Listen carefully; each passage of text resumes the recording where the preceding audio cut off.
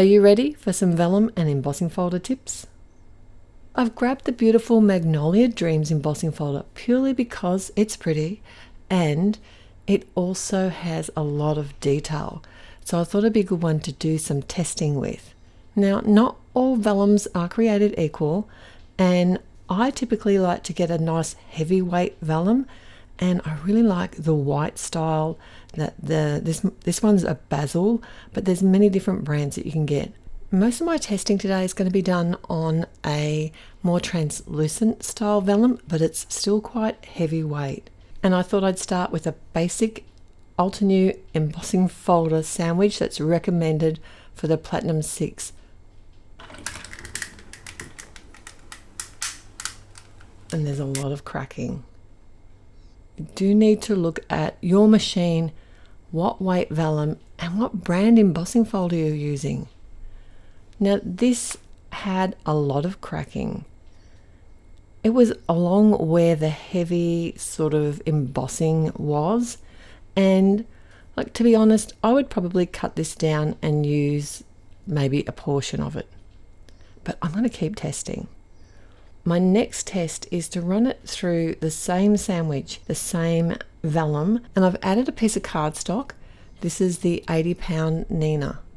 Other than that, everything is exactly the same. There is less cracking as I'm running it through the die cutting machine, but when you look at the results, you do get a very lovely panel of cardstock here that's embossed, but there's still cracking. I would have to say there's less cracking this time, but I thought I'd keep testing. I love now that I've got a bonus panel to play with as well. All right, let's keep testing. This time I'm using a really light spritz of water. You do not want to go too heavy with this because vellum is basically a cardstock, and if you add too much water, it will curl when it dries. So I'm starting again with exactly the same sandwich, the same vellum, the same embossing folder, and running it through my die cutting machine. The only thing I've done differently this time is add that light spritz of water. It definitely seems to be less cracking, although there is some, and it's still in the same spots that there were on the other panels. All right, so next I thought I'd try the same sandwich with the Nina, but I've removed my shim this time to take a bit of that pressure out. There's a lot less cracking this time in the vellum, but I have lost quite a bit of detail on that embossing panel. It doesn't look as good. I wouldn't like to use this one. So then I thought I'd try, this is the heavier weight vellum, the one that I showed you at the beginning that has more opaque look, and I've gone back to my original sandwich just to see how this one looks. And I definitely have more detail in the embossed finish with that shim there and the thicker cardstock, but there's still a little bit of cracking, but not as much. I don't have that more translucent look, which is what I'm after for today's card. So let's join it together and try one more hack. I've spritzed the vellum. I've added the 80-pound Nina cardstock. It's the same vellum. This time I'm flipping the embossing folder. So I've kept the shim. Everything else is exactly the same. I am rolling it through my machine a little bit slower than I normally would if I'm just doing some typical die cutting.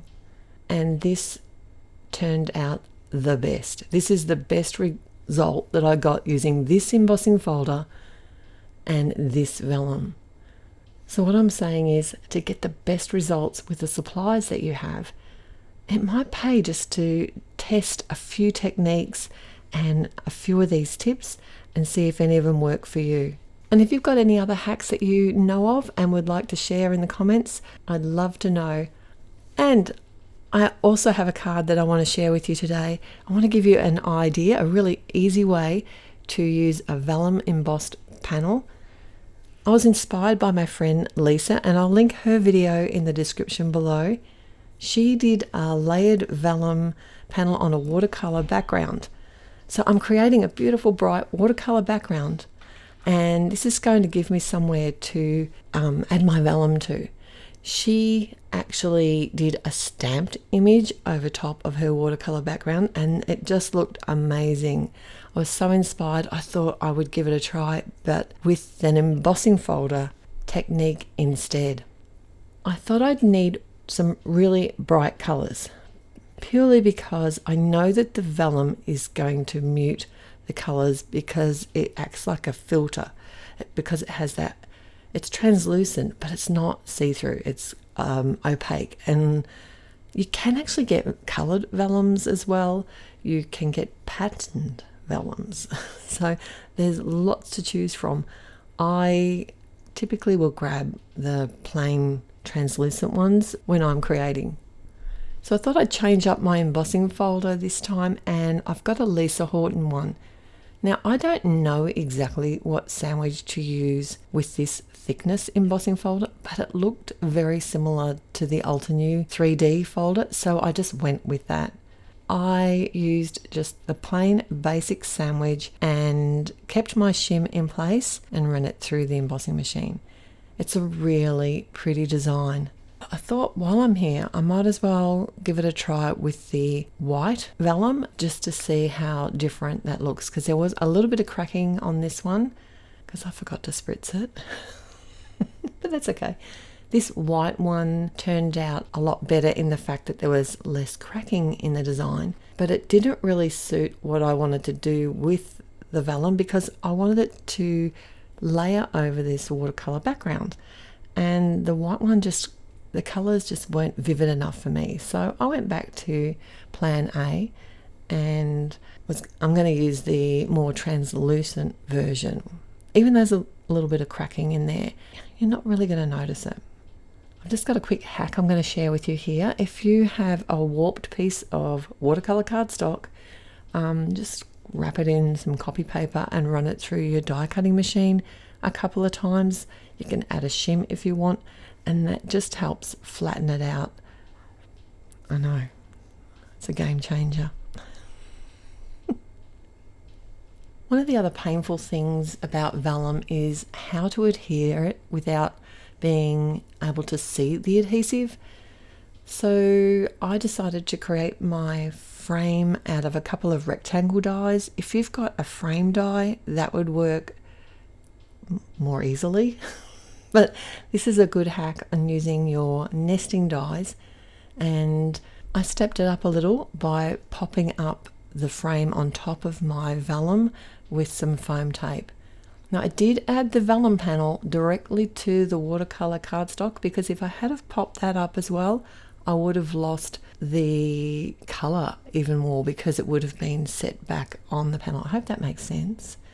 It needed to be touching. The other thing you could do is actually add the emboss the back panel, like the watercolor cardstock panel, and then overlay the top vellum into the indentations, you know, so it just kind of matches. The two embossing folder patterns match each other.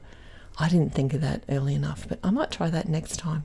So I added a pre-made sentiment and a couple of gemstones, and now I've got to work out what to do with my other vellum panels. I'd love to know if you're going to try this idea, or if you've got any hacks for vellum that you'd like to share with us in the comments below. And I've got 2 more videos here for you to enjoy. I look forward to seeing you there. And if you like today's video, don't forget to click on the thumbs up button and subscribe if you haven't already. What are you waiting for? It's totally free. Until next time, happy paper crafting. Bye.